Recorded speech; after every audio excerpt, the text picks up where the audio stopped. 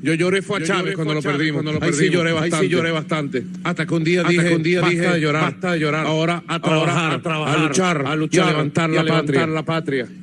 Y en estas sanciones, lo que hicimos fue plantarnos. Meterle el coco. Meterle. Buscar los mejores asesores mundiales, nacionales en economía, en moneda, en finanzas, en políticas fiscales, en políticas productivas. Y Venezuela hoy puede decir que nos merecemos el premio Nobel de Economía, porque hemos echado para adelante solitos. Dígame usted qué piensa sobre lo que dice el compañero. Esas son las payasadas de estos tipos de gobernantes, ¿no?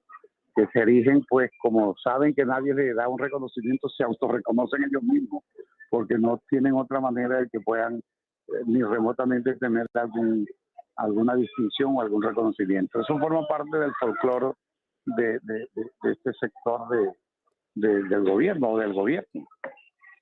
Ahora, Osvaldo, hay un reportaje de nuestro colega en España, David Placer, y escritor, donde él plantea, con entrevistas además, que se está dando un regreso de venezolanos a su país a pesar de las dificultades, porque se está viendo cierto resurgimiento económico en Caracas y el resto del país.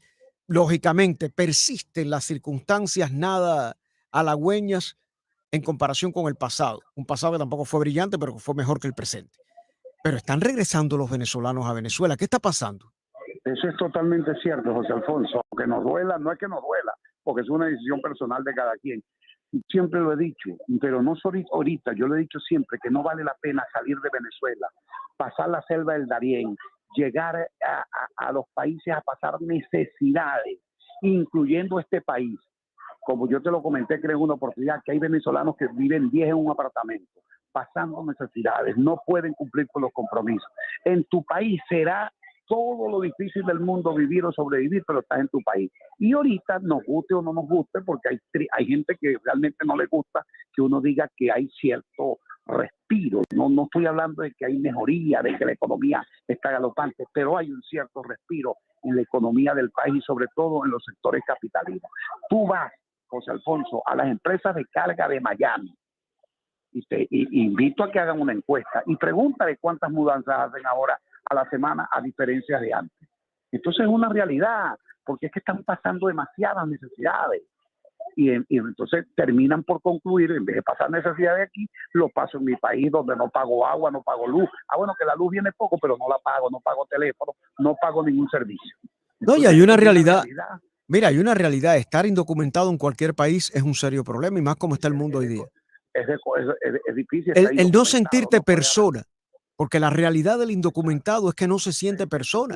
No se sientes individuo, no te sientes, y te sientes perseguido, no te has apto para la productividad, no estás apto para generar bienestar.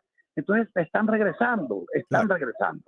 Bueno, hay un dato que muy interesante. Parece, estimado amigo, que se acaban los subsidios de Washington se acaban los subsidios de Washington a medios de comunicación y algunos periodistas venezolanos por ahí que reciben dinerito de Washington. ¿Qué está pasando? Eso es totalmente cierto, José Alfonso, pero también se va a acabar el gobierno interino, que ya no tiene razón ni sentido de ser.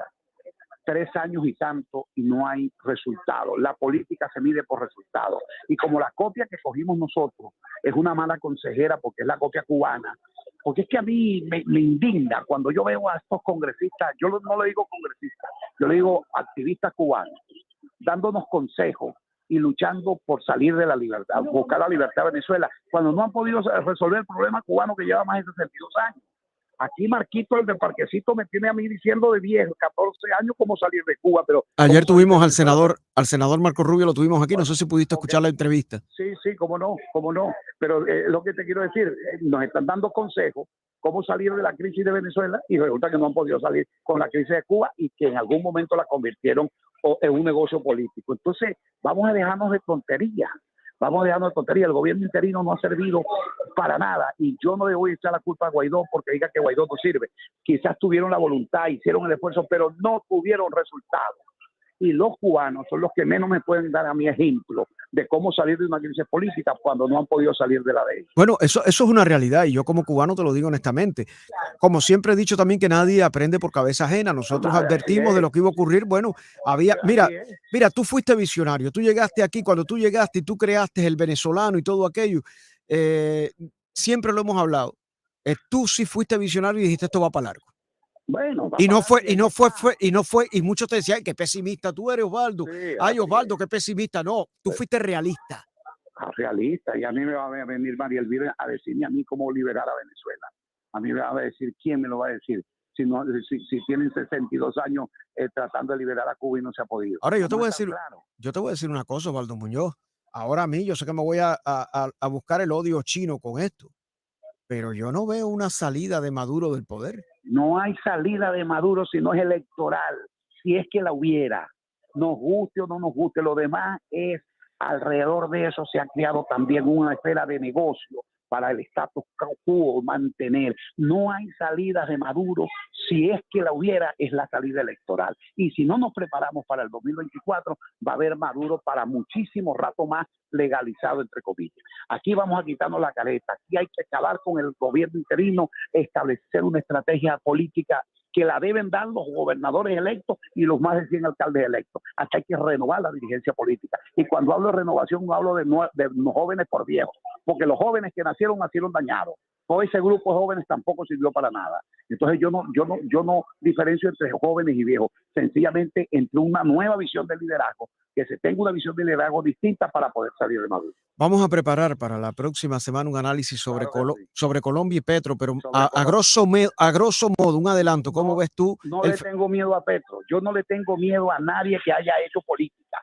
Así como dije en su momento que yo no le tenía miedo a López Obrador, porque había sido alcalde de Ciudad de México, gobernador del Estado de México, había hecho política y ahí está, tiene su acierto, su desacierto, su coqueteo con la izquierda, pero el país sigue y la democracia sigue. A los que han hecho política yo no les tengo miedo, yo le tengo miedo a un militar que no ha hecho política, yo le tengo miedo al presidente de Perú que no ha hecho política, yo le tenía miedo a Chávez, pero al que ha hecho política por lo general no termina mal.